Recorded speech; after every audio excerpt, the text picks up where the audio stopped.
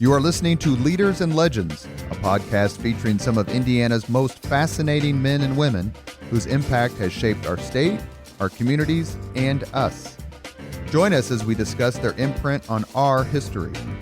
Leaders and Legends is brought to you by Veteran Strategies Incorporated, your local veteran business enterprise specializing in public relations, media relations, public outreach, crisis communications, and digital photography. My name is Robert Bain, Principal of Veteran Strategies, former Deputy Chief of Staff to Mayor Greg Ballard, and Communications Director for the Indiana Republican Party. I'm honored to be your host for our discussion. You are listening to Leaders and Legends, a podcast presented by Veteran Strategies. Today we have someone who has captured the hearts of Van Halen fans across the world, and he's not a member of the band yet. Professor Greg Renoff, he wrote a book, which if you are a fan of music in the 70s, let alone Van Halen, I strongly suggest you purchase. It is called Van Halen Rising, How a Southern California Party Band Saved Heavy Metal. And we are doing this podcast in February, and it is going to post on February 10th, 2020, which just happens to be the 42nd anniversary of the release of Van Halen 1. Professor Renoff, thank you so very much for coming on the podcast. You're welcome. Thanks for inviting me. That is a big date. I hadn't thought about that, actually. And, yeah, February, it's coming up. Comes up every year, but it is coming up. Yeah, we're coming up on the anniversary of the release of Van Halen 1, which is as you are alluding to, a landmark release in rock history, and obviously where everything started for Van Halen. And so I appreciate you having me on, and looking forward to talking about the book and anything else related to Van Halen. Well, thank you very much. We should mention that Dr. Renoff has a PhD in history, which, of course, is, for anyone who's listened to the Leaders and Legends podcast, means he's one of my favorite people already, although the black mark is he is a Jets fan, and that's my condolences. It's been a lot of years of misery, so yes, it's been a lot more fun being a Van Halen fan than it has being a Jets fan, most of the time. Well, on my podcast, as we were discussing via email, I want to try to interview more authors and try to do things that, even though it's an Indianapolis or an Indiana-based podcast, that we're talking about kind of bigger issues and more fun issues, keeping a local flavor, but talking to people like you. And when I mentioned that I was chatting you, someone says, well, what's the connection to Indiana? And I said, well, first off, David Lee Roth was born in Bloomington. Mm-hmm. And I said, secondly, a great friend of mine, an East Side legend named Casey Branham, is actually a business partner of Valerie Bertinelli through what's called Carla's Pasta. And so, we stretch and spin as much as possible here on the podcast. So for anyone who's listening who wonder what's the connection is to Indiana, there you go. Dr. Well, and not to mention that Van Halen, of course, played Indianapolis many, many, many times during its early years, particularly Market Square Arena and then other venues, and played it at Notre Dame, if I'm not mistaken, at some point around 1979, 1980. So there's even more there. So yes, we've got a lot of ground to cover. Well, my great friend Jenny Kalina actually went on eBay and bought me an authentic Van Halen 2 concert ticket from Market Square Arena here in Indianapolis. It's been destroyed, but it's famous for the fact that Elvis's last concert was there. Right, that's right. And then of course they played in Evansville as well in 1984.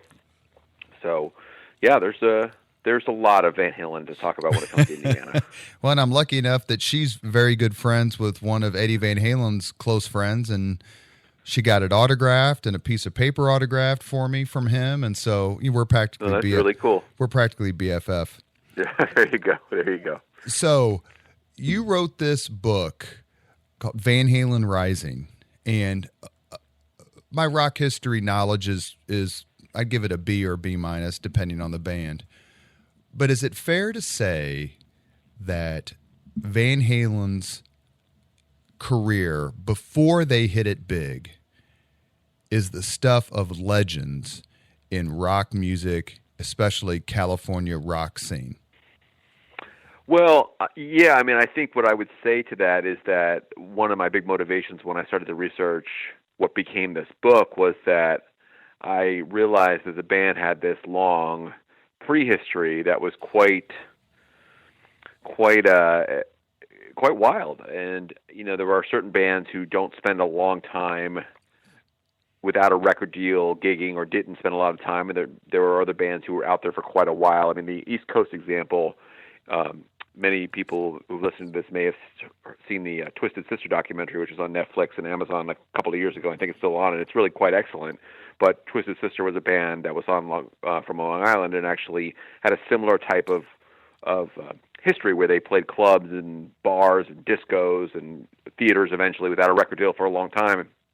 And Van Halen was a group that got started really kind of in earnest in 1973 when David Lee Roth joins. But their brothers, the Van Halen brothers, had their own band, which was called Mammoth and Genesis at different times in their history, and they were a trio, three guys that eventually Roth joined. And so when I looked at the early days of Van Halen in my book Van Halen Rising, I was able to go back really to the 1960s to try to track their very, very early days of the brothers becoming musicians and David Lee Roth taking up an interest in becoming a singer.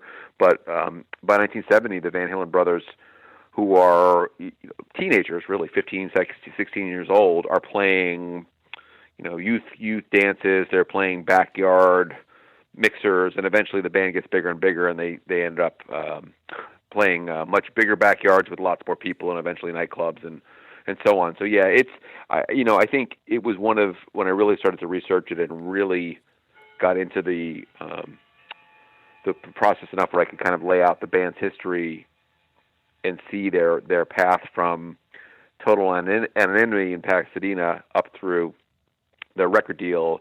There was a lot of chapters and episodes and a lot of events that I thought were quite remarkable that had not really been discussed at all in any detail in any other book or any other look at the band documentary, whatever it was. And so, yeah, I was excited, and I think it is sort of a legendary story of perseverance and all the other pieces of that puzzle, which we can talk about how those guys joined with David Lee Roth and were able to get a record deal despite the odds being against them getting one.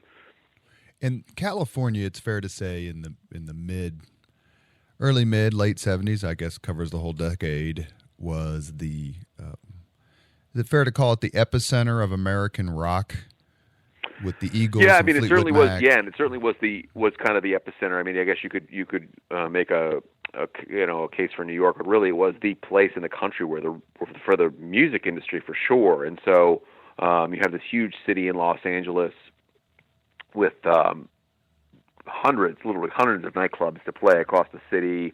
There are everything from obviously stadiums to basketball arenas, big acts would play, to which basically hole in the wall places where bands could play. And so there was quite a big thriving music scene in Los Angeles of unsigned bands. Bands that wouldn't have record deals but would play 5 sets a night in a club for people to sit around, dance and drink beer, watch bands, to even many concert halls that have kind of been long been forgotten. One was called the Golden West Ballroom. It's actually now an evangelical church. It's in Norwalk, California. It was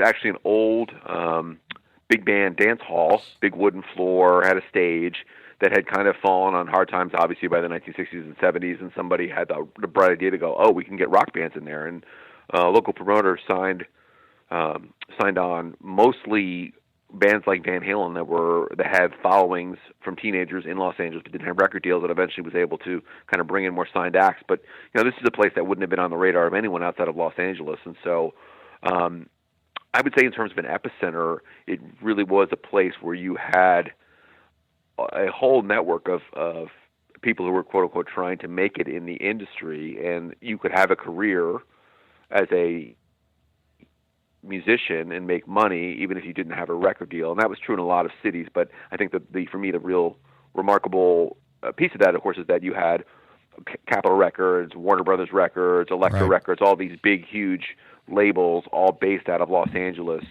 and so you had their presence kind of overseeing everything in the city in a way that, if you were a musician in Chicago, you probably wouldn't have had the same access to so many labels being reasonably right down the street from where you would be playing in Hollywood.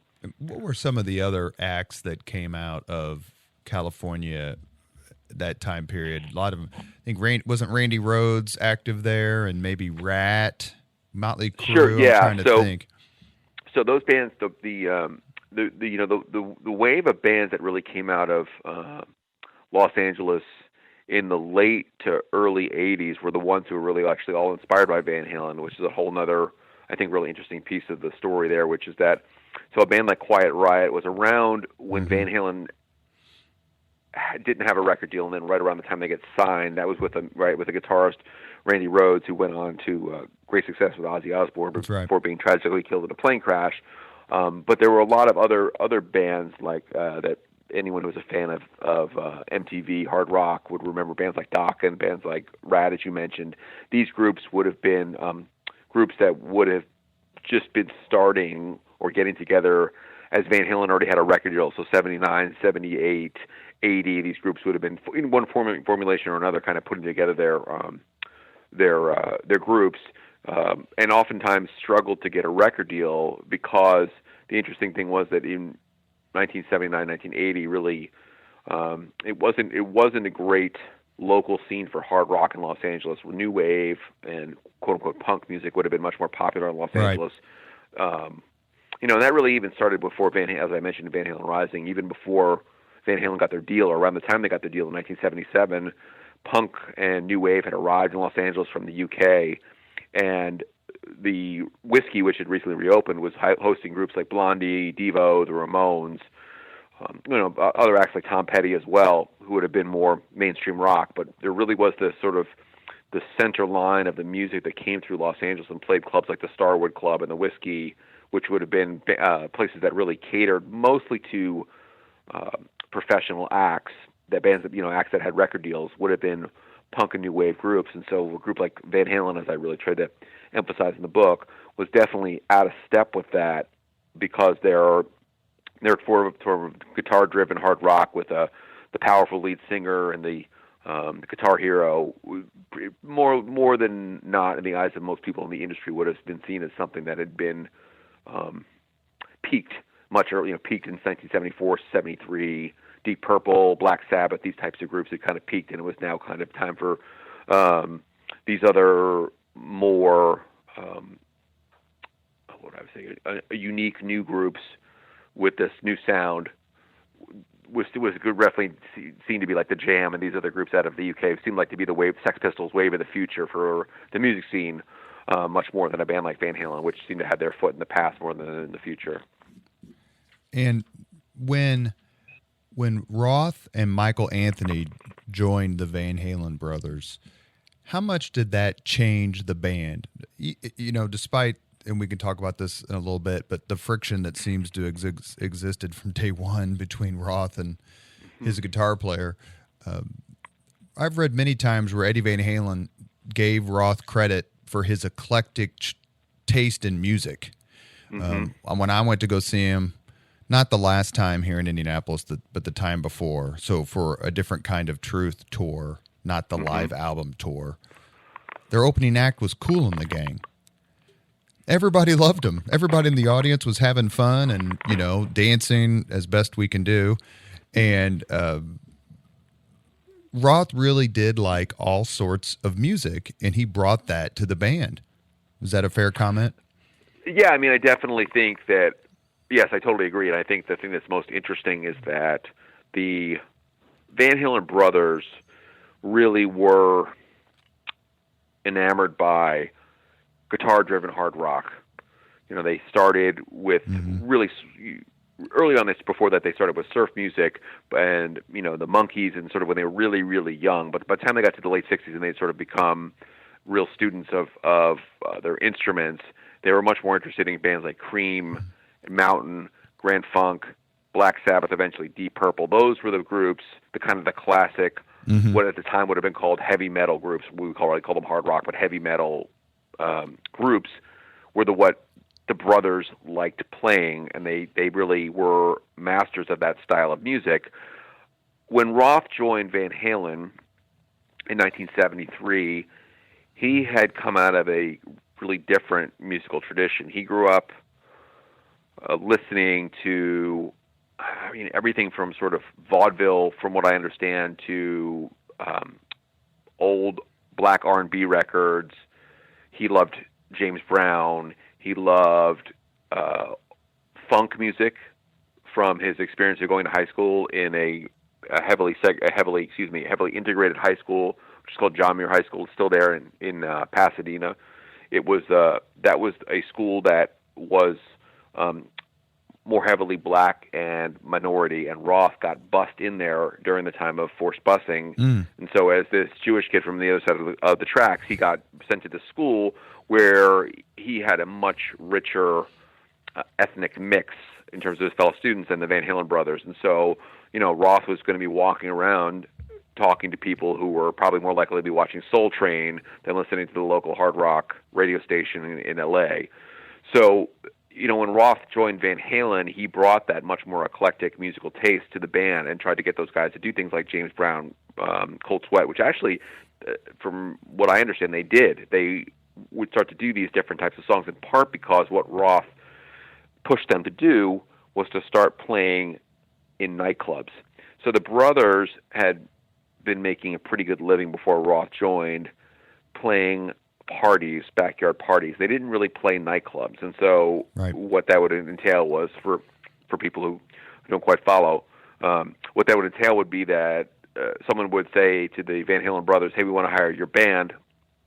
We'll pay you $200 or $100, let's say, to play in our backyard. And the brothers would say, great. And the people would, these would be teenagers. Their parents would be, let's say, in Europe. They would put up flyers around town or hand out flyers in high school to say, $2, free beer, all the beer you could drink in Van Halen. They would buy 5 kegs, and they would make a killing. They'd pay Van Halen. They would get drunk, and they would have a great time. But what Roth kind of realized was that was basically you were just going to be stuck doing that for the rest of your life. That was not really a lifetime musical goal, to be able to just do these parties because you could make money as a 20-year-old. So Roth started to push them to want to go play nightclubs. Now, by playing nightclubs at the time, the typical requirement was to play 5 45-minute sets a night. So the band would play for 45 minutes, take a 15-minute break, go back and play for 45 minutes. And so as a result, you had to know quite a few songs, and you couldn't play Dazed and Confused by Led Zeppelin. You couldn't play like 20-minute long jam songs. You had to play top 40. You had to play top 40, and so that was part of what Roth was able to do, was to kind of, I think, use his experience with Motown, and get them to think about doing Wilson Pickett songs, and get them to do stuff maybe that the brothers didn't necessarily love, like the Kinks, which would have been probably too straightforward of rock for the brothers, and to have them join that into their repertoire to the point where they were supposedly knew as many as 300 songs, 200 to 300 songs for sure. By the time the band really became a really going by 75, where they were really playing a lot of these types of clubs. Some of them were biker bars, some of them would have been nicer types of establishments, but that was the requirement. And in doing that, the strategy of most bands would be to try to slip in an original song or two during the course of the night. So you're playing a Bad Company song, and you're playing a Kool and the Gang song, or you're playing you're playing a Casey and the Sunshine Band song, and then you hoping to slip in a Van Halen song that nobody knows, but that you can play for 2 or 3 minutes, and people will be like, I don't recognize that song, and they may not know it's not a hit song, but they just are sort of caught up in the moment, and you just let them keep dancing, and then you move on to another song that they would know. And so that was the thing that Roth brought to the table, to get those guys focused more on pop music, because that was what you needed to do to be able to play in nightclubs, to be honest with you. Even in biker bars, you had to play hit songs. You had to play you had to play Bad Company. You had to play Led Zeppelin. You had to play Aerosmith. You had to play stuff that people would know. You couldn't just sort of play your own originals, or you couldn't play, as I said, you mentioned these songs that would stretch out for long periods of time, because people wanted to dance and drink. That was kind of the thing to do in the 70s. And I had read before we move on, that these backyard parties they turned into like rallies.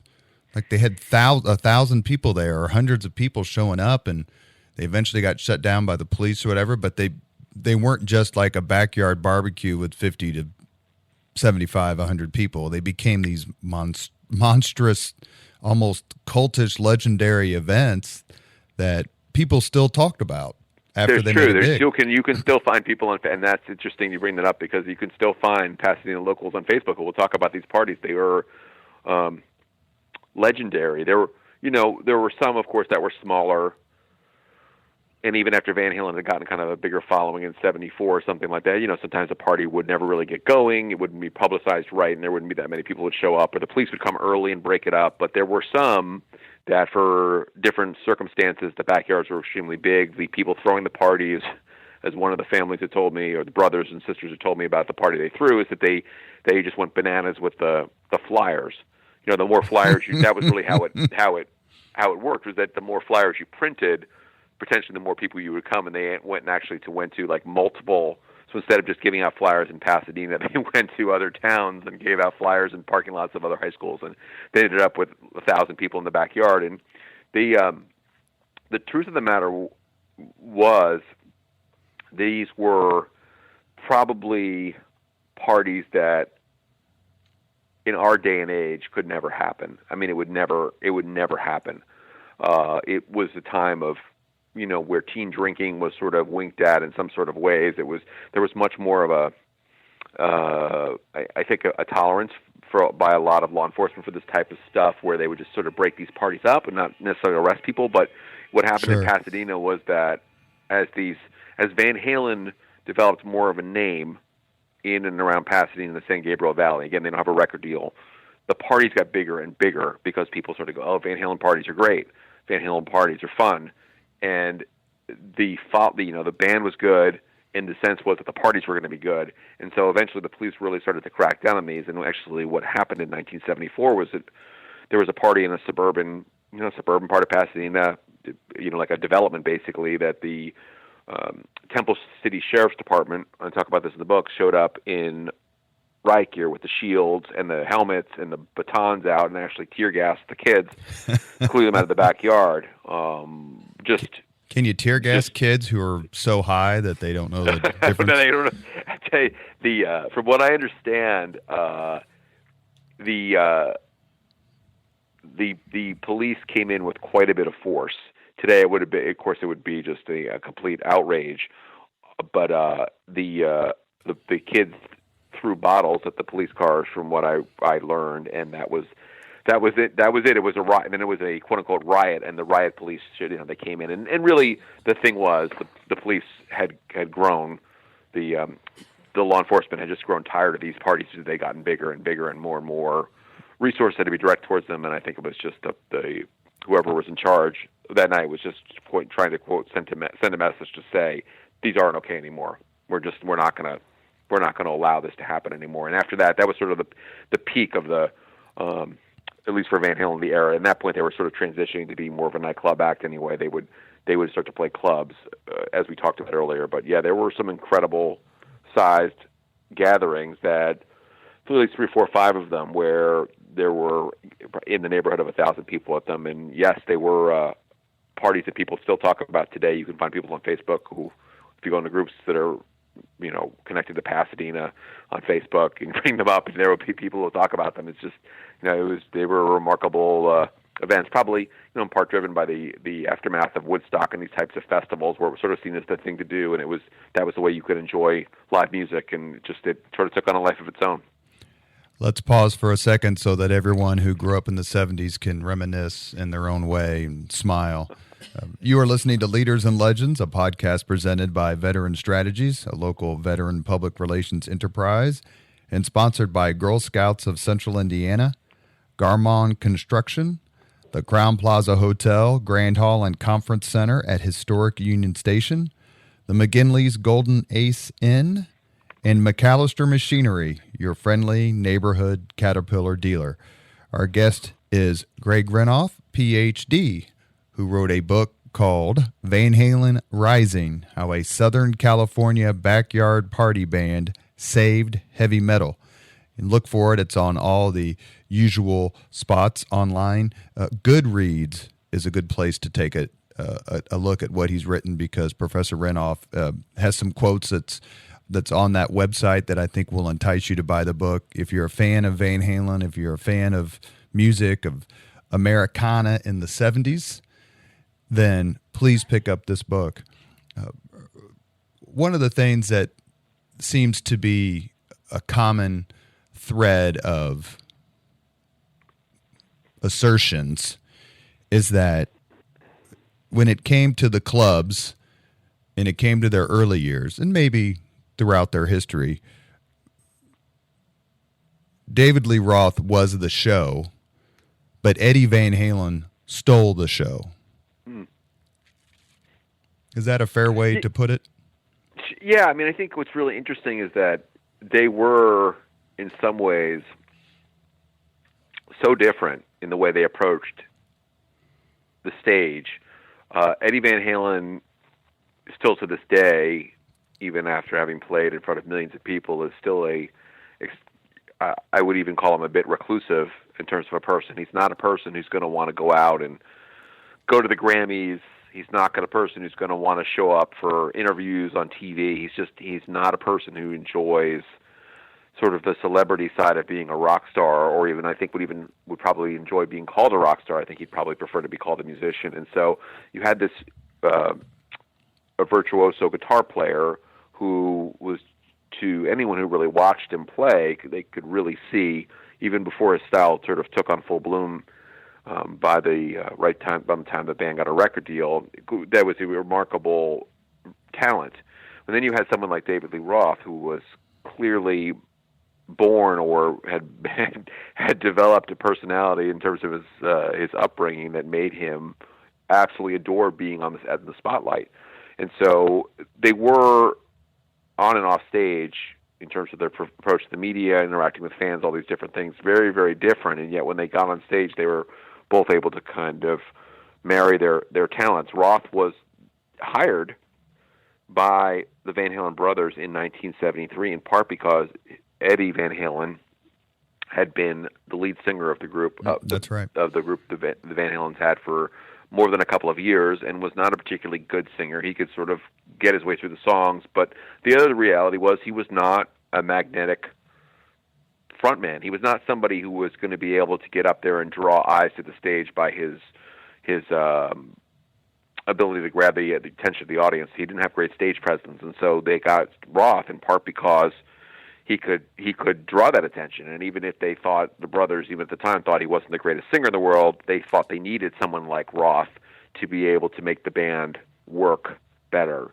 And that's how Roth ended up getting the gig. But yes, there were and there were friends of the Van Halens, right? Who told, forgive me, but there were friends of the Van Halen brothers who said, like, "What are you doing? Why are you hiring this guy?" And what I've read is Eddie kind of stuck up for him and said, "Look, give him a chance. He's a good guy, and we need someone like this." Yeah, I mean that's absolutely right. When I interviewed guys who were in the circle with the Van Halens, who grew up with those guys, a lot of them were musicians too. They weren't anywhere near as good as the Van Halens, but guys who played guitar and sort of would hang out with them. There was a sense that David Lee Roth was, he just wasn't talented in terms of his vocal ability, and so. If you can imagine at the time that the kind of the classic rock singers, the Robert Plants, the Ian Gillans from Deep Purple, these types of people who could go down the whole line, Peter Frampton, and go down the line of the guys who were kind of the singers of the time, all could sing. And then you had someone like Roth who sort of warbled his way through songs. And he looked great. He could throw his charisma around on stage and really get people interested in the performance. But he was not a guy who you're going to go, wow, that guy really is a talented vocalist. And so there was a sense what are you doing hiring this guy? He can't really sing that well. But the brothers, I think particularly Alex, kind of understood intuitively that this is what they needed if they were going to be able to just sustain themselves, because it wasn't, having Eddie as a lead singer wasn't sustainable for the long term. Mostly because he couldn't sing either. So that's always the ironic thing is they got a guy who supposedly the brothers didn't think could sing that well, but Eddie couldn't sing that well either. So, and was Michael Anthony the last person to join? Yeah, correct. He would have been the last. He would have been the last person to join that. And that happened in the summer of 1974, and that became the classic lineup for Van Halen. So they wouldn't actually release their first records we talk about until 1978. So they were together for about almost 4 years with Michael Anthony before they ended up putting their first record out. You mentioned earlier about disco and punk and new wave and all that. It reminds me of remember in the US Festival when the Clash played and they were putting down the United States and just generally acting like jerks, and Van Halen, who was famously paid $1.5 million, I believe, for a single night performance in 1982, when Roth was on stage and he took a big swig of Jack Daniels and he said, "This is real whiskey here. The only people who put iced tea in Jack Daniels bottles is the Clash." Way to stick up for America there, Dave. Exactly.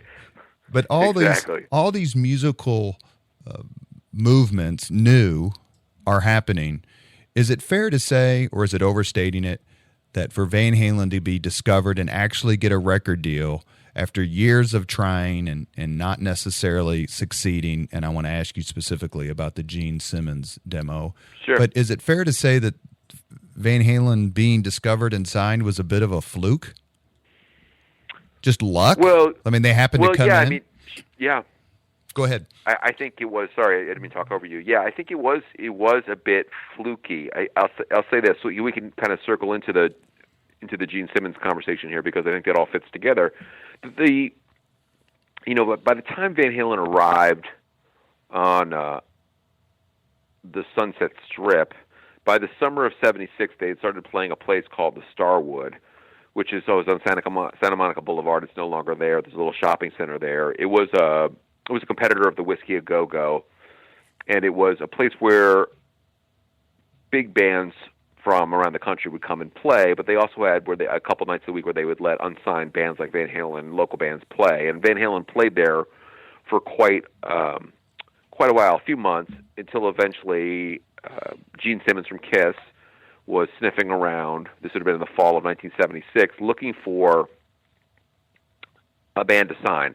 The Beatles had famously had a label called Apple Records, and that was the Beatles' record label where they could find bands like Badfinger and other groups that they liked, and they would sign and put out records.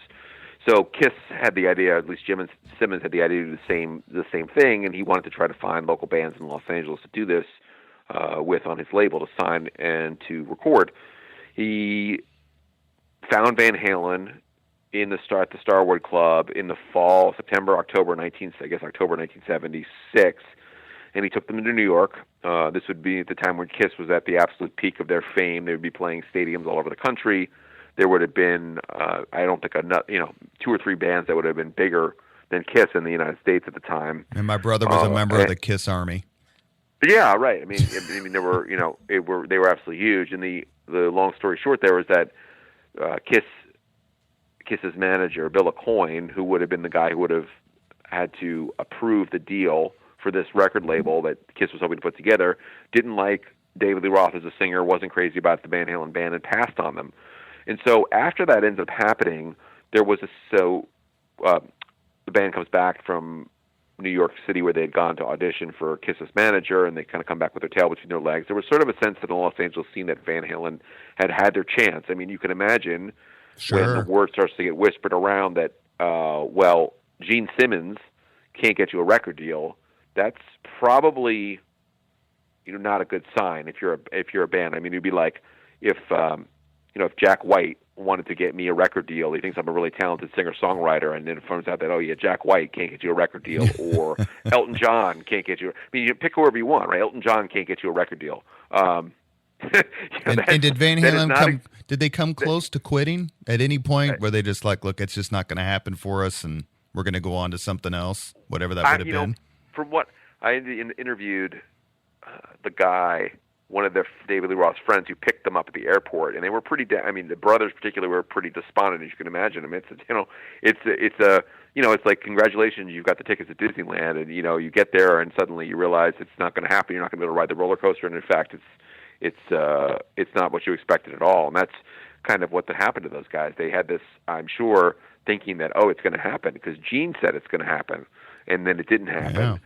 So when they get back to Los Angeles, there's sort of a sense that, Van Halen is kind of, maybe there is nothing really there if Gene Simmons can't get you a deal. And that's where the story of Ted Templeman, the record producer who gets a tip about this band called Van Halen, Ted being a guy who is a vice president at Warner Brothers at the time, right up the street, working right down the street in Burbank.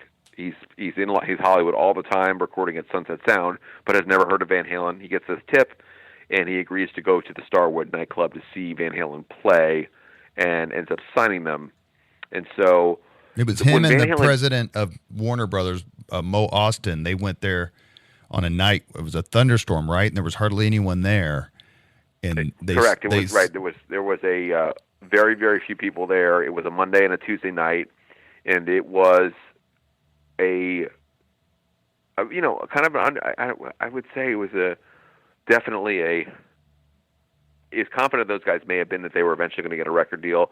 I think the way it happened had to be pretty shocking to them, that suddenly Ted Templeman walks in, and again next night he brings Mo Austin, who's the chairman CEO of Warner Brothers Records, in, and they basically sign a preliminary deal on the spot to get those guys on Warner Brothers. It was a pretty remarkable turnaround. So for that to happen in the wake of the Gene Simmons things was pretty amazing, because there were other labels and other record companies who had sort of seen Van Halen at this point.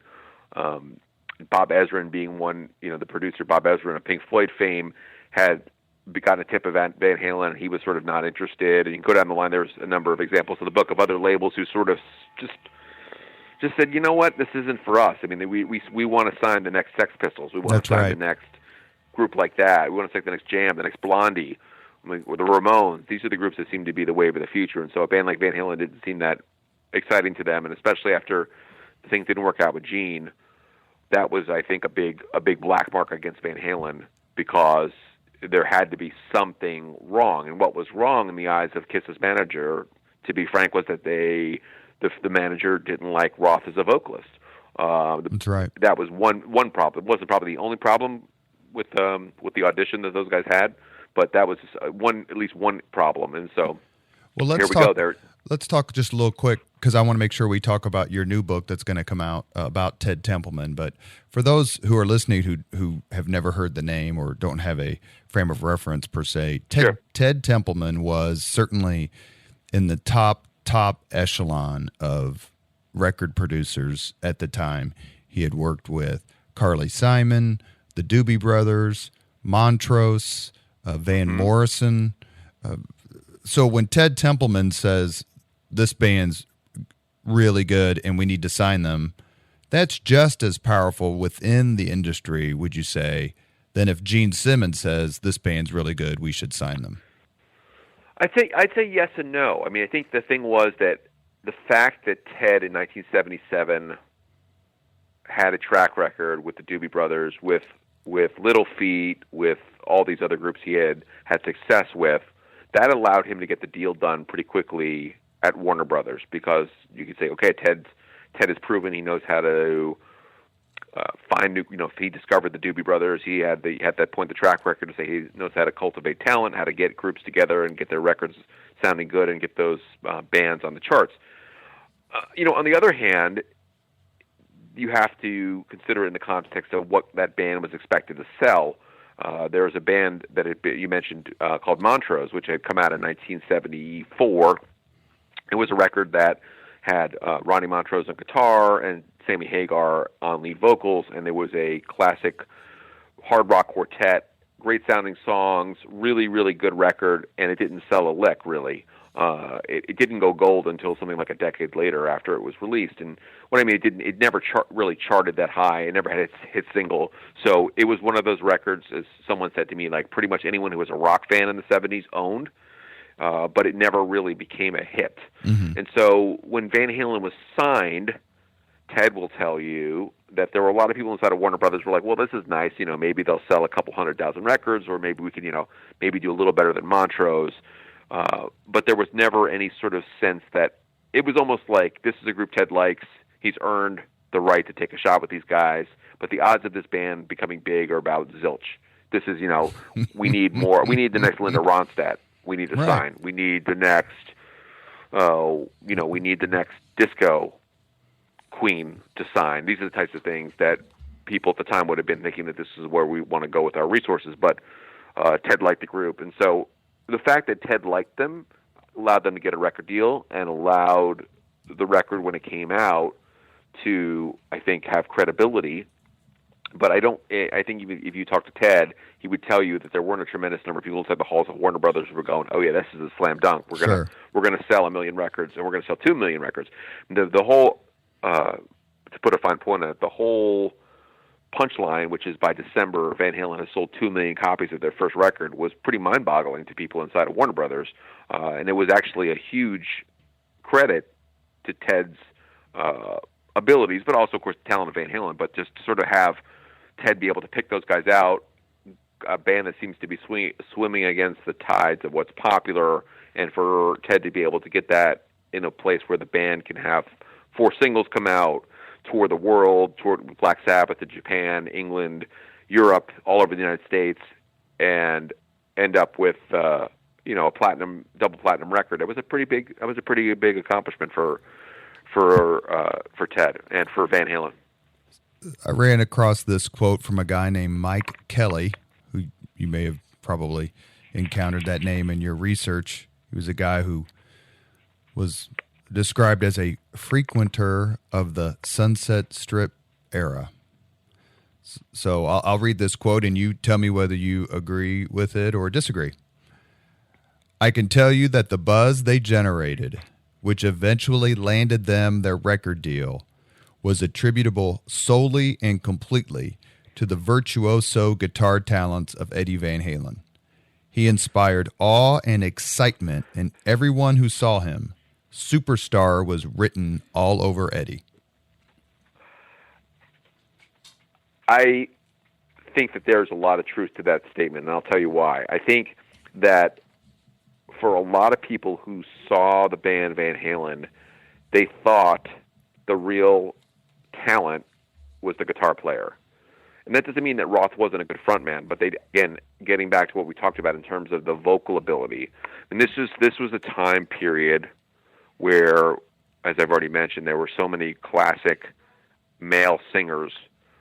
Paul Rodgers would be another one who really comes to mind. Or even groups like Foreigner or Boston. Think about these groups who were going to start to break. That there was a certain expectation of a ability to sing and really sing, and so like John Anderson. John Anderson of Yes had this beautiful voice. So it didn't mean you couldn't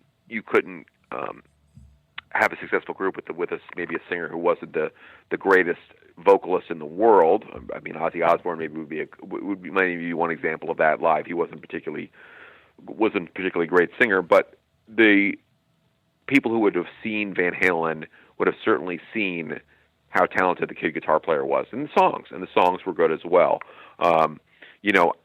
For people who would have been watching that group, I mean, I think there would have been a sense that this guy Roth has a magnetic stage presence, and girls come to see him, and he's funny on stage, and he's good with people, and that was really what Roth was. He was very good with crowds and with people, but really the musical talent, would have been Eddie Van Halen. So I do agree with that for sure. That would have been something that people would have been like, wow. If you were going to say something like, what made you walk away going, wow, that was really cool, it would have been the guitar playing for sure. Is one of the things, there's a great, all people who love Van Halen have seen the 3 videos that were shot in the Oakland Coliseum, the Fair Warning tour, where they play. So this is Love. I know, because I want to get to Unchained. So this is Love. You hear about it later, and Unchained. Yep. There's a great little snippet of video in that concert where Van Halen's playing, and the women in the audience are rocking out harder than the men. You see them, their head, and they're laughing, and they're, this one scene where these one concert goer, she thrusts her fist in the air like, yes, they're playing this song, or yes, this is my band. Yeah. I got the sense through some of the things that I read that Zeppelin and Sabbath and some of those groups were more geared toward men. But what Van Halen did was brought the women and says, you can rock just as hard as the men, and we want you here because the more beautiful women we can get to these shows, the more men will get to the shows. Well, I'll tell you for sure, you will hear from anybody who saw Van Halen in the backyards, was that Roth definitely increased their female fandom. There's no question about it. Just because he had the ability to engage with them. He was, as someone said to me, I interviewed the book, he was great with people. I mean, just in general, but particularly he had a certain sex appeal that women really went for, which, if you're thinking about what the Van Halens were before Roth, it was three long-haired guys. This would have been, they went with bassist Mark Stone, who was their bassist before Michael Anthony, and these guys wore jeans and flannel shirts and sneakers.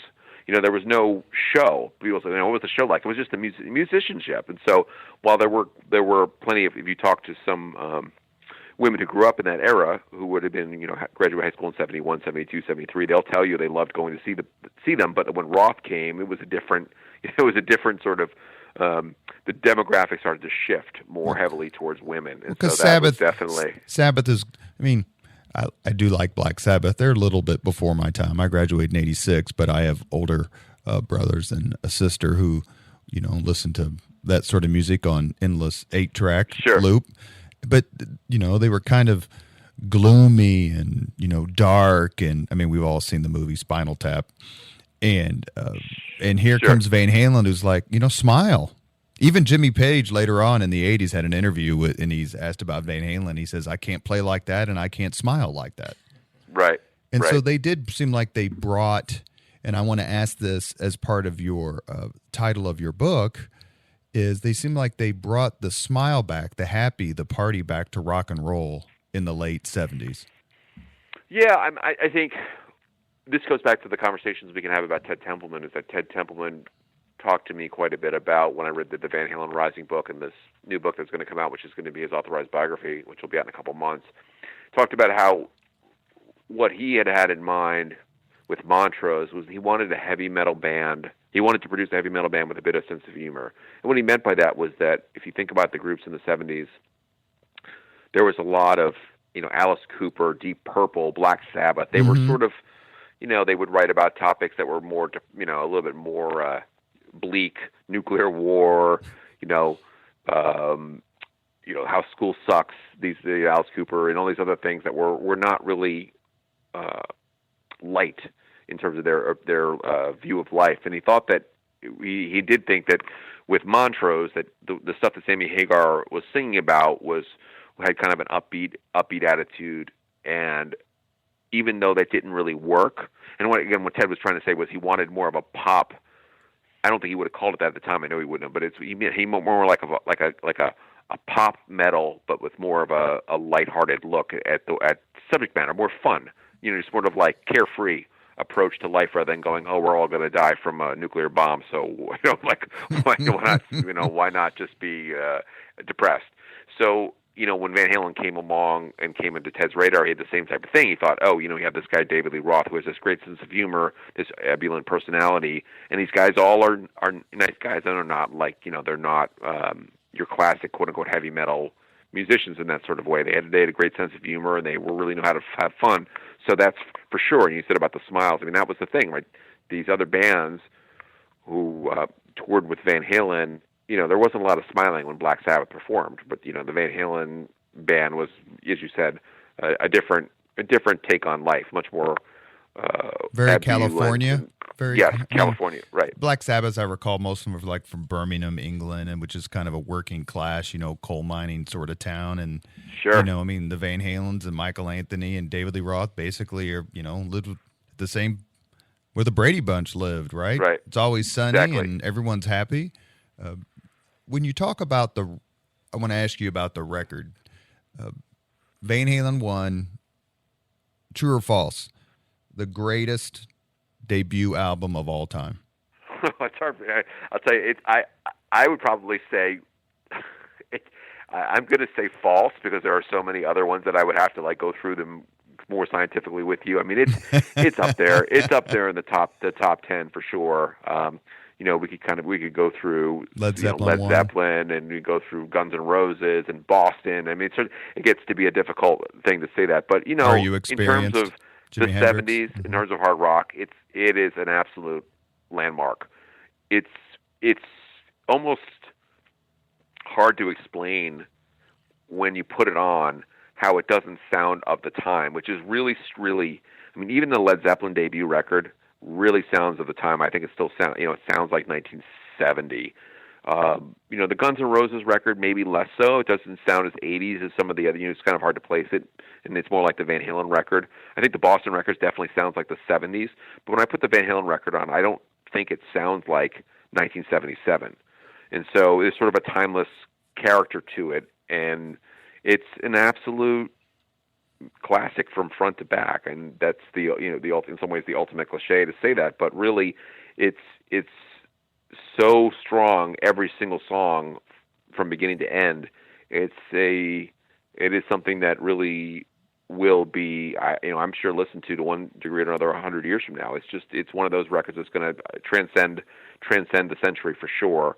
And it's one that just, to me, you can go back to over and over again and just kind of hear, at least I can hear, all the hard work those guys put in to get that good and that tight together from all those years of playing. This wasn't a group that was just thrown together, a month before they went on, got a record deal. They had years and years of playing together, and that really comes through on the grooves of that record. I watched an interview with Ted Templeton on YouTube where one of the things, and it may have been where you were with him at the launch party. You guys were probably, together. Yeah. But it could have been one of the documentaries that I watch from time to time, where he talks about one of the reasons why, and correct me if my memory is failing me, but one of the reasons why he was so intent on signing Van Halen, which he could have done and then handed off to another producer, but both signing and producing their debut album, was he said something to the effect of, I had to let the world see this genius, Eddie Van Halen. Mm-hmm. Like he can't go unknown. He's too good. How much did that sort of attitude and that drive put Ted in the position, because, we're friends, so I call him Ted, put Mr. Templeton in the position to produce it? And is that what you think led him to placing Eruption on the album? So the thing about Eruption that's really interesting is that Eruption was one of the last things that was recorded for Van Halen 1, and it actually was something that Ted had no plan to put on the record. It was a guitar solo that Eddie Van Halen played live, generally in that same form that it's on the record. He probably varied it from night to night, but they had sort of a rough form that he would basically fill in the blanks as he went along. The story that Ted told me is that he was in the studio they were recording Van Halen's debut record, and they were going to work on one last song to put on the record, and he heard this guitar solo coming out of the studio. He was in the kind of in the back, and Eddie was out in the big room where they would have the microphones to record the amplifiers and the guitars. He was standing there, and he was playing. He came in, and he goes, What is this? What is this?" And Eddie Van Halen told him, "Oh, it's just something I play live. It's my solo." And he goes, "Well, we got to record it." And he goes, "Well, no, what? You want to record it?" He goes, "Yeah, we're going to record it right now." He goes, "Okay." And so he went into the control room and they recorded it. And I think once that Ted heard that solo, it was a no. I mean, told me he didn't think even a second that it wasn't going to be on the record. He was like, "We're going to put this on the record. There's no doubt." And so, what your point about him wanting to highlight Eddie's guitar abilities, there was no master plan before that to say we need a showcase for Eddie. I mean, the album was meant to be the showcase for Eddie, but there was never going to be like a instrumental Eddie playing guitar. But he said when he heard that, it was an instantaneous thing where we're going to put it on the record. We're doing it. And so they recorded it, and it ended up, of course, being now almost unanimously known around the world as the greatest, individual guitar solo ever done by anybody. And so it is to...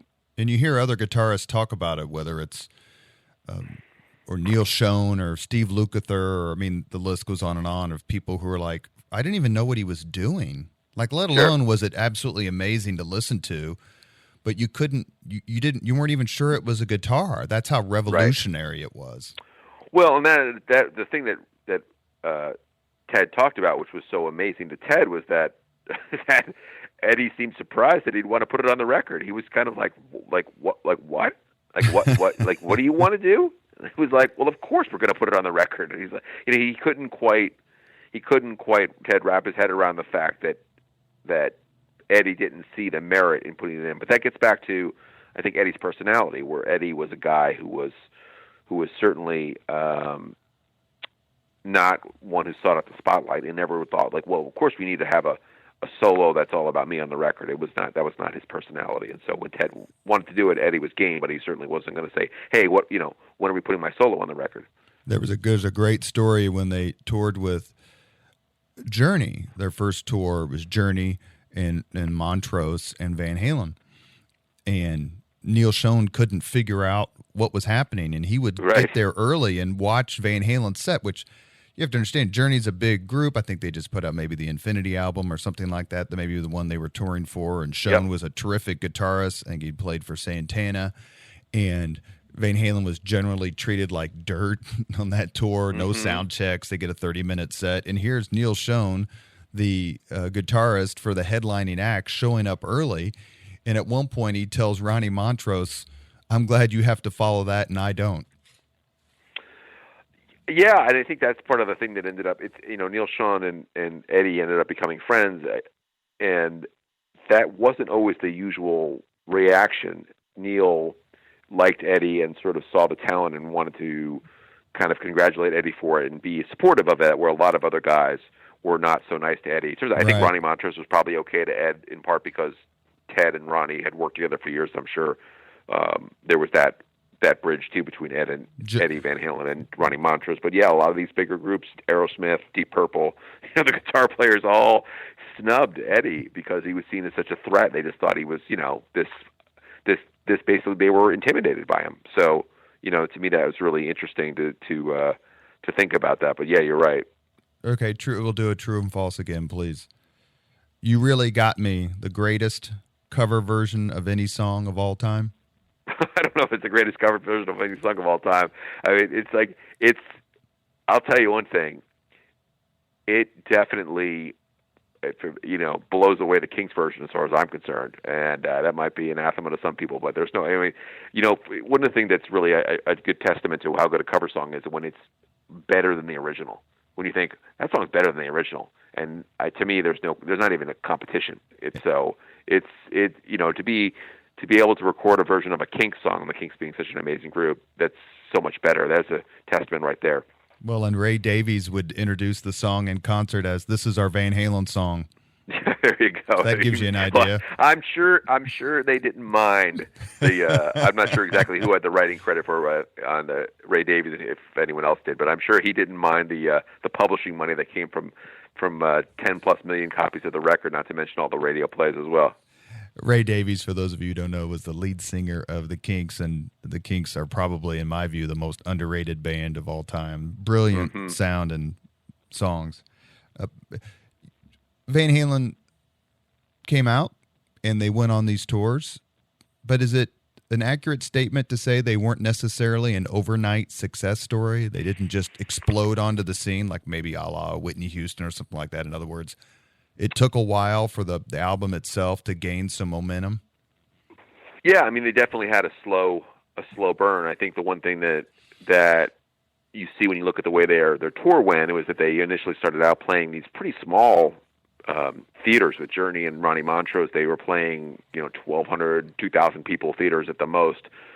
They would be playing in a place like would be a classic place they might have played. They would have played like the Masonic Temple in Detroit. They would have played these types of old vaudeville halls to smaller crowds. But over time, as the record, as You Really Got Me, started to gain some momentum, they started to get some more notoriety. Eventually, they go to Europe. So in the spring, March through April, they are touring in the U.S. playing with Journey of Montrose, and they end up getting on this Black Sabbath tour. And that really was a big deal for those guys to go over to Europe and open for Black Sabbath in England and all over Scotland and the UK. But they don't really become a stadium act until the fall. So at that point, they had about 3 singles out, and the album had sold 1 million copies, and they'd been around the world touring. And so the album had been out for 6 or 8 months. So it wasn't like, again, the album, like you're saying, like the album came out and suddenly their first single goes to number 1 and they're immediately top of the charts. It wasn't like that. But at that point, they were upstaging groups like Black Sabbath in Boston and other people when they were playing Anaheim Stadium and Oakland Coliseum and these other places where they were maybe third down or second down on the bill. The second group to perform, they were the Texas Jam. They were blowing the other acts away. They were people leaving, going, "Wow, that was the Van Halen. They were incredible. They were But as I mentioned in Van Halen Rising, I mean, a group like Head East didn't have much of a chance up against Van Halen. I mean, they didn't have a chance. I mean, they weren't the same type of bands. They just weren't. Those bands like that, Boston and Head East, they were radio bands. They weren't bands that were live acts. And so Ozzy a band like Van Osbourne, Halen, which was so geared to the live performance, just absolutely wiped the floor with those bands. forgive me, but Ozzy Osbourne himself said that Van Halen just blew us off the stage every night, that Sabbath was clearly coming to the end, and these were the new guys. Now, his guitarist, Tony Iommi, said that wasn't true, but a lot of folks who have written about that particular tour said that the energy that these young guys brought to the stage was just unparalleled.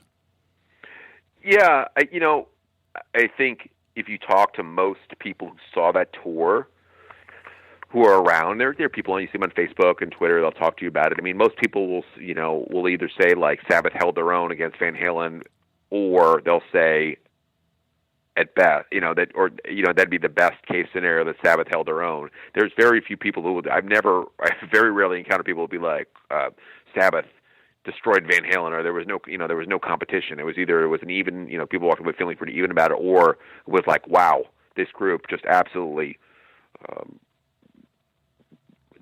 exceeded all my expectations. I never saw an opening act like this before, and I had people tell me that they'd never seen an opening act like that before. But the truth of the matter was, they were on the same label, or Warner Brothers, and so I don't know exactly what the politics of how that worked on the tour, but I suspect that the people who were managing the tour from Warner Brothers Records pushed the Sabbath people to give Van Halen more leeway. They played longer. They did things. They let the Van Halen Van Halen do things like light Alex's drumsticks got lit on fire and these types of things, that when he did his drum solo in Tiki Torch fluid, there were things that allowed them to put on the show, if that makes sense, that to be honest with you, that Van Halen would never allowed. When they had opening acts later, they never allowed. never allowed. So, I think that was part of what Van Halen had going for them, was that they had the big label of Warner Brothers behind them saying, okay, you know what, it's time to pass the torch. Sabbath, you're basically going to have to share the stage with these guys and let them have a chance. And so that's the way it worked out great for those guys. Again, that's not to say they didn't put on great shows or didn't actually exceed Sabbath's performance, but you could imagine if you were with another band in another situation on a different label, and there's different dynamics politically, you probably wouldn't have been able to get away with the stuff they got away with in terms of just being able to put on their show. And there was, there's footage on YouTube. I would highly recommend people seek out the Fresno 1978 Van Halen footage, which is September 1978, and you can see Van Halen's performance, what they were like and how great they were, and what Black Sabbath was up against. From, amazingly enough, someone snuck a 16-millimeter movie camera into a Van Halen concert and filmed about 20 minutes of this Van Halen concert, and it gives you really a ringside seat of what was going on with Van Halen at the time. Just incredible. It's astounding. We are talking with Professor Greg Renoff, who wrote this terrific book that captures Van Halen's early years and the music scene in general, and it's called Van Halen Rising, How a Southern California Backyard Party Band Saved Heavy Metal. You can look up on all the usual sources. I recommend checking the book out on Goodreads. It's got some really nice quotes that are pulled from it and give you a flavor of what Professor Renoff documented. We have just a few more minutes left. We don't want to keep you too long. I'm on question 7 of the 804 questions that I wrote out ahead of time. Is there, in your opinion, a more underrated rhythm section than Michael Anthony and Alex Van Halen? It's hard to think of one. It really is hard to think of one. I mean, again, that's part of the challenges of being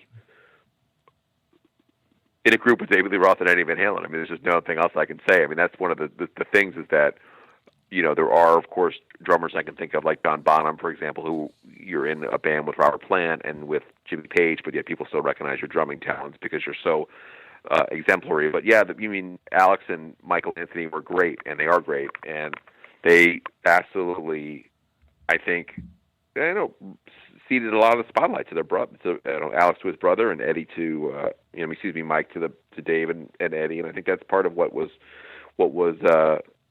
great about Van Halen is that stuff was so solid that it allowed Eddie, the drums and the bass, allowed Eddie to really do all the incredible guitar gymnastics and the magic. We all appreciated him as a soloist, and it kind of went unnoticed. It's just, it's like great lighting on a movie or something like that. You don't think about it, but that's what makes the performance magical, great set, and these types of things. And those guys really set the stage for Eddie to do his stuff.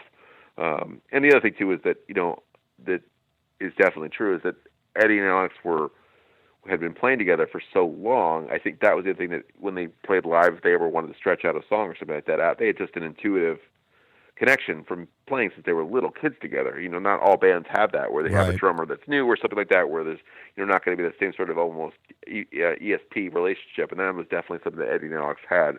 And so that was going to make the performance so much better too. But look, you can say whatever you want. I mean, when you're playing with the best guitar player of an era, it's going to be pretty hard to be something that stands out.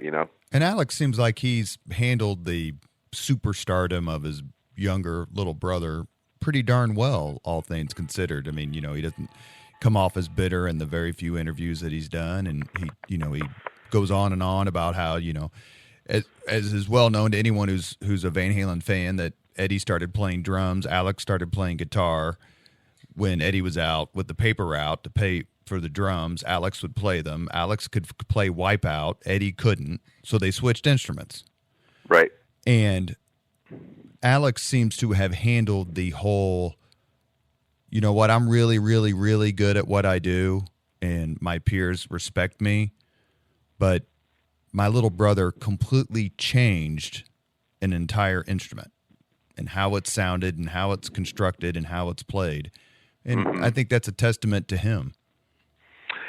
Yeah, and I think the other thing that plays out here is that like his brother, neither of those guys really liked the media that much. I mean, I think that's the thing too. That's like I feel certain that Alex Van Halen could have done a lot more drum magazine interviews than he ever did, and he just doesn't. I don't think he. I think it worked out well from the standpoint that I don't think he was actually seeking it anyway. If that makes sense.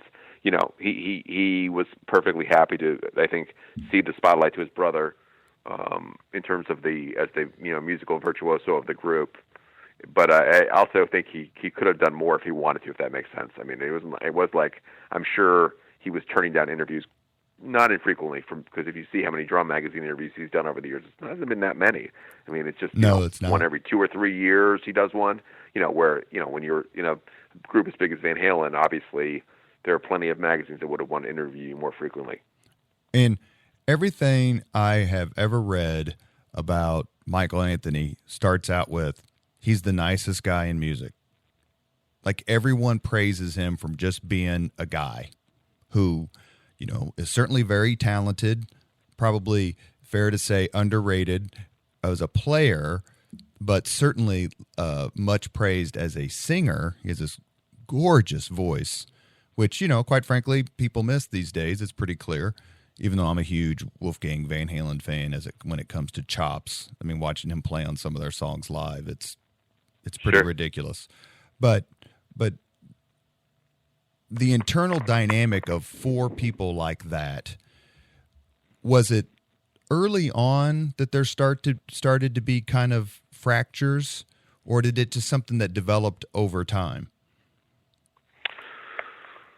Well, there's that famous line by David Lee Roth that says, like, when did the tension start from the very first day I joined the group, which is probably true. But I think in terms of the overt tension that splits Van Halen, I think that's what you're trying to get at. I think, for me, as looking at this over the course of the last few decades, as their whole evolution as a group, I mean, definitely by the time that 1983 and 1984 rolled around, there were certainly problems within the group with substances and with egos. And the thing for sure was a big part and parcel of this whole thing was by 1984, let's talk about the ego thing, is that David Lee Roth had become a much bigger star than he'd ever been before. He had sort of reached his peak fame. And when he looked around and he saw a lot of his peers, everyone from someone like Madonna to Prince to Cyndi Lauper to go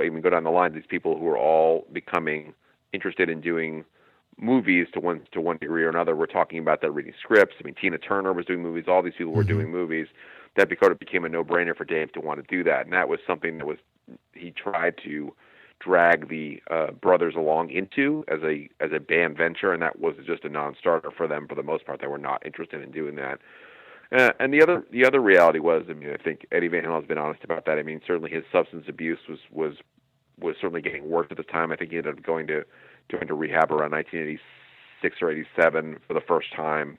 And so Alex, I think, also ends up, getting sober somewhat later in the 80s. But there was, right. There was definitely that situation too, where the brothers had a pretty significant their own struggles with that, which probably did not help interband relations, people getting along. And so when all that stuff kind of came together in the mix there, it just all ended up coming to a grinding halt around 1980, 85 or so, unfortunately. And, I think at the end of the day, it was sort of a standoff where who was going to blink first, and Roth refused to blink around this movie, and that was the end of that. That was the kind of thing that ended up killed the band. But of course, I think the other stuff that was all going on, as I've kind of alluded to, probably was the personalities and the drug addictions and the alcohol stuff was all going to make it more difficult for those conversations to happen in a way that weren't going to be destructive to the band. And yeah, it's unfortunate. Fair to say that MTV was both a blessing and a curse to the band, particularly Roth?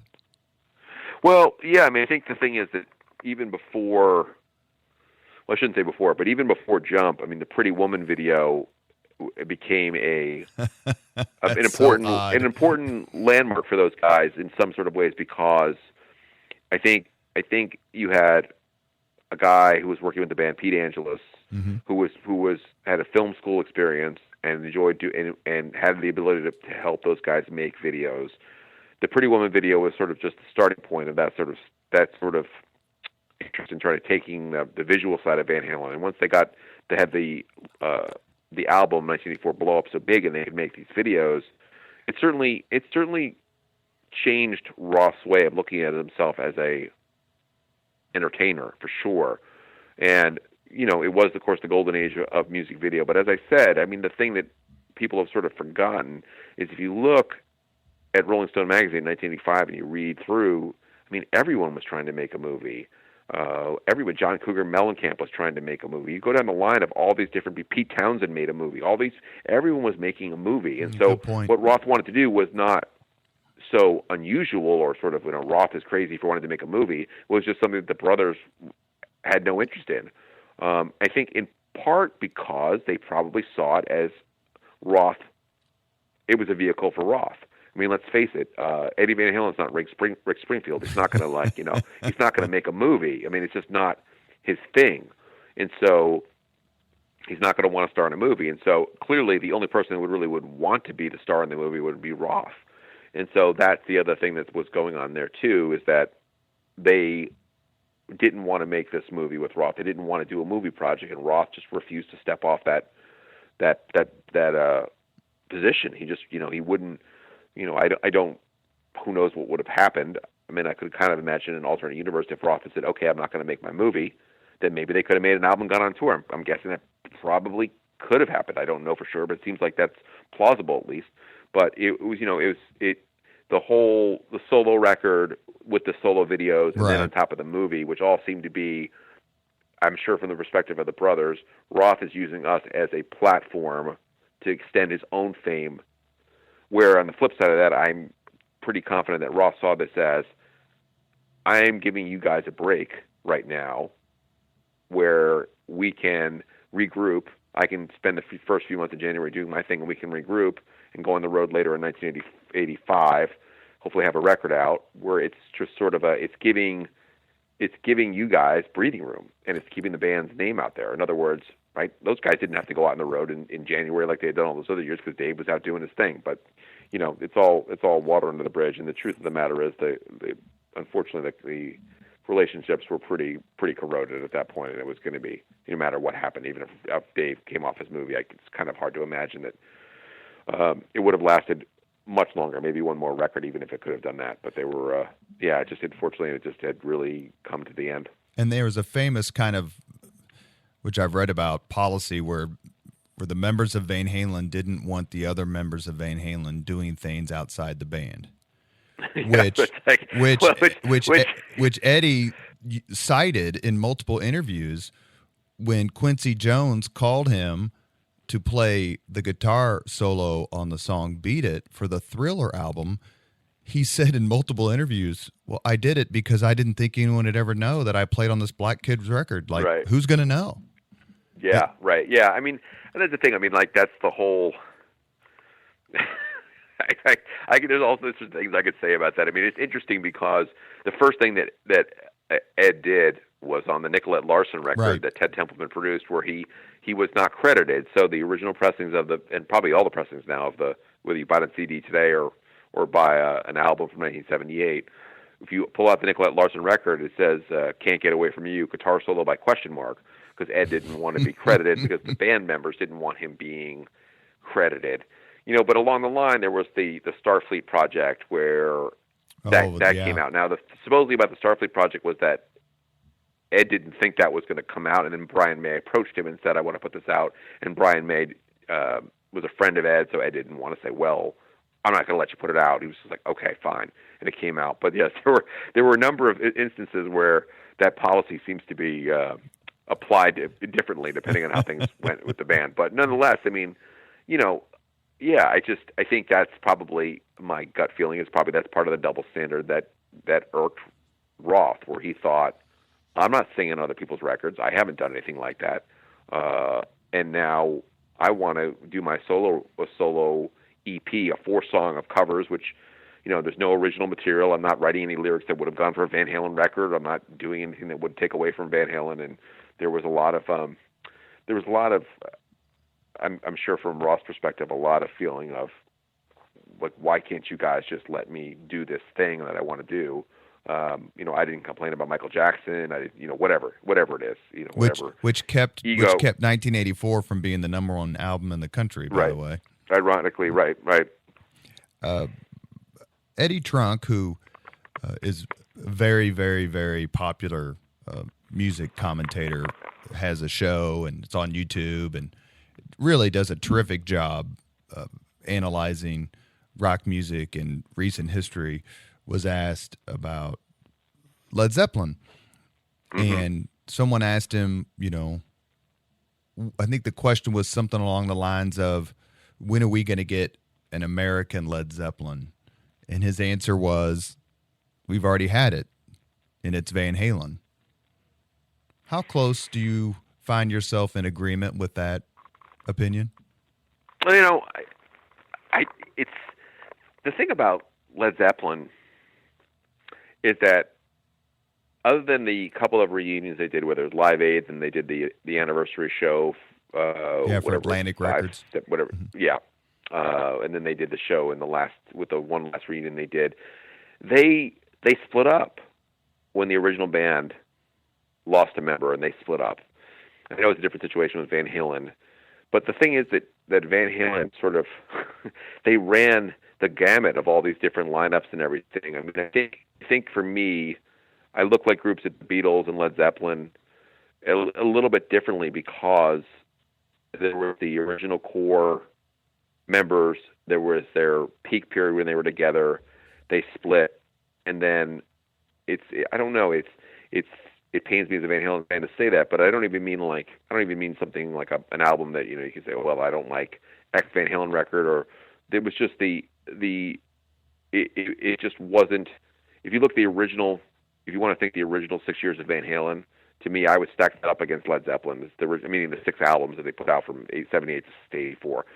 I would stack those records next to the Led Zeppelin catalog, or the Doors catalog, or the Beatles catalog to me. Or the early 70s, late 60s with the Stones. They have that great Sure. period. Sure, those albums are, in terms of their quality and how great the songs were and how good the musicianship was and how popular they were and the frenzy they caused in a live act. Sure, but for me, it's even like a group like Deep Purple, which has had all these permutations, has gone all this time. It sort of takes the wind out of the sails. I mean, I don't know. For me, as a fan, when you want to say, look, you can't just expect everything is going to be exactly the same with a group forever, but for whatever, the Beatles split up. Led Zeppelin split up. The albums that they made together with their original members, that's what you judge them by. And so when you kind of look at all these different eras, it's sort of hard for me to imagine that Led Zeppelin and Van Halen in the same category. But I do understand Trunk's point. He's like, they were the great American hard rock band. I mean, the flip side of that, you could say, what about Aerosmith? I mean, Sure. Aerosmith has had some members leave for different albums, but for the most part, except for that part in the late 70s, early 80s, they basically had the same. Of course, with today it was a little different with Kirby Kramer, but they've had the same lineup.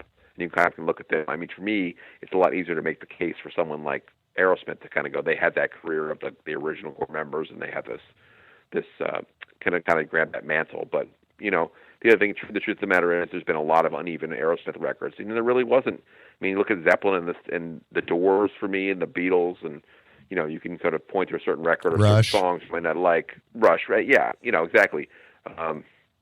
It's I don't know. It's to me, I don't think the comparison holds up for me. But of course, I respect Eddie's opinion tremendously. He's he knows his stuff. He's the best advocate going anywhere in the world for the music I love. So more power to him. I agree 1,000%. One other event I want to ask you about, then I'll have one final question, is the marriage of Eddie Van Halen to Valerie Bertinelli. What impact did that have on the band, if any? Because she seems like such a fun personality and, comes off so great. And obviously here in Indianapolis, we're a little partial to her because her TV show One Day at a Time was based here. Yeah, sure. And did she inspire any of the songs, or is there any way that you could say she influenced kind of how Eddie wrote?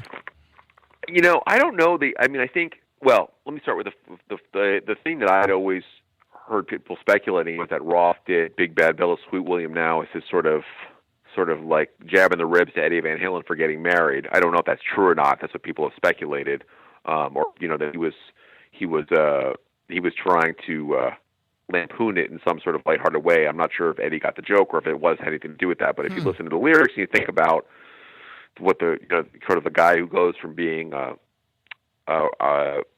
bachelor rock star to a more domesticated life, it's sort of interesting to think about that.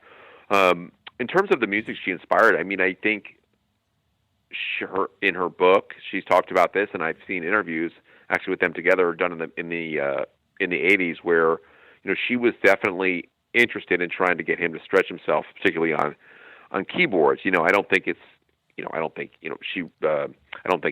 she was the one who got Eddie to write Jump, but I think she was somebody probably who was able to say, you have talent in this area. You shouldn't, even if the other guys don't like the keyboard songs, you should write this music. You should do this. You like this stuff. You should do it. And I think, as a wife, I think that was probably, as a partner to him, I think that was probably an important thing for him to stretch out and do this different stuff. There's, I think, no doubt that there was, let's just say, a tepid reaction to a lot of the keyboard stuff that Eddie Van Halen came up with for the Jump, Sure. All Wait songs. These songs were initially not embraced by David Lee Roth and Ted Templeman, neither of them were super enthused at the beginning, and I'm not 100% sure that Alex was like super enthusiastic about it either. I mean, I don't know for sure. It's just my speculation. He may have loved it as much as Eddie did, but I imagine it's part of it's just, it's different, definitely a different musical landscape. But I think in what I know about from what Valerie's written in the interviews I've seen when they were sitting together, you could see her sort of encouraging a guy who maybe felt a little bit insecure about that aspect of his musical palette to be like, you've been writing a lot of stuff on keyboards, and him kind of like nodding and going, yeah, I have been, and kind of encouraging him, which is a big credit to her, and something that we should, I think, applaud, that she was trying to basically boost him up in a situation where he probably felt like the people I most trust musically don't think this is a good idea or don't like this stuff, and she was trying to say, but you like it, you should keep doing it. Well, and anyone who's read 5 minutes about Eddie Van Halen knows that he was initially trained as a classical pianist and won several good piano competitions in his youth. So that was certainly in his blood, for sure, along with just general music in the family, as both he and Alex have talked about many times. So Greg Renoff has written a PhD dissertation, which he had to defend. So I did have to defend it. It's true. I'm laughing. I'd forgotten I had to defend it, but yes, you're right. I did have to defend it. So take just a few seconds and defend this dissertation statement. How a Southern California backyard party band saved heavy metal. Oh, that's easy. When Van Halen got their record deal and Van Halen came on the scene, there were nobody in the industry was saying, oh yeah, a hard rock band from California with two Dutch brothers, a flamboyant lead singer who doesn't really sing all that well, is going to come out and sell 2 million records and be the big success story in rock for the whole year. Everyone would have said the Jam, the Blondie, the Ramones, these are the groups that are going to sell 2 million copies, and those groups didn't. And at the time when Van Halen broke through in 1978, it really was in the rock media, among mock journalism, the sense that Van Halen was kind of a joke. If you read the early reviews, and even after Van Halen was selling, the reviews are pretty much mocking Van Halen as being dinosaurs and being a rehash. There's Rolling nothing new here. Rolling Stone said they'd be fat, indulgent, and out of work in a year. Right. That's the classic one. Like, these guys are going to be fat, and disgusting, and out of whatever, rich in like 3 years. And like the guy said, basically, I was right about I'm right about the rich, but wrong about the fat and out of shape, or something like that. But it's funny. But so when Van Halen did that, they sort of kept hard rock afloat and kept people interested in that type of music. And they're not the only, hard rock group going in 1979. But if you think about the American groups, particularly like Aerosmith, they're sort of done. And really, the new wave of British heavy metal is much more of a UK phenomenon. Def Leppard and these groups don't break in the States until later. And Van Halen was going during a time where the Cars were big. The Police, these other groups had a different musical approach. So for me, yeah, they came around at exactly the right time and really were so sensational with the guitar playing and the Roth's vocals and the whole presentation live and how great the record was that really made people recognize that this genre, pop metal, hard rock, whatever you want to call it, commercial heavy metal, is valuable. And of course, what ends up happening by the early 80s is that everyone is imitating Van Halen who's in the hard rock scene, that type of coming out of LA. All these bands are imitating them, and it becomes a big boon for MTV, of course. But that's how I would defend it. A+. Okay, good. What a relief. I can't go through it again. That's the second and last time I'll defend a dissertation. You have been listening to Leaders and Legends, a podcast presented by Veteran Strategies, a local veteran public relations enterprise, and sponsored by Girl Scouts of Central Indiana, Garmon Construction, the Crown Plaza Hotel and Grand Hall and Conference Center at Historic Union Station, the McGinley's Golden Ace Inn, and McAllister Machinery, your friendly neighborhood Caterpillar dealer. We've been talking with Professor Greg Renoff, who wrote this fascinating book called Van Halen Rising, How a Southern California Backyard Party Band Saved Heavy Metal. If you're a fan of Van Halen, a fan of music, a fan of the time period, or all three, please pick up his book. You will not be able to put it down. It is both a tribute and a chronicling, and it's also a time warp. Professor Renoff, we cannot thank you enough for your time. I know you stayed a little extra with us, and we're very, very grateful. Thank you so much. No worries. Appreciated the time, and I enjoyed the conversation very much. Thank you, and good luck with your new book on Ted Templeman, and we would certainly love to have you back to talk about that if your schedule allows. I would be happy to come back on. Thanks so much, and enjoy your evening. Thank you, guys. Bye. Thank you very much for listening to Leaders and Legends, brought to you by Veteran Strategies Incorporated. If you want to contact us about this program or our menu of public relations services, please send us an email at robert@veteranstrategies.com. That's robert@veteranstrategies.com.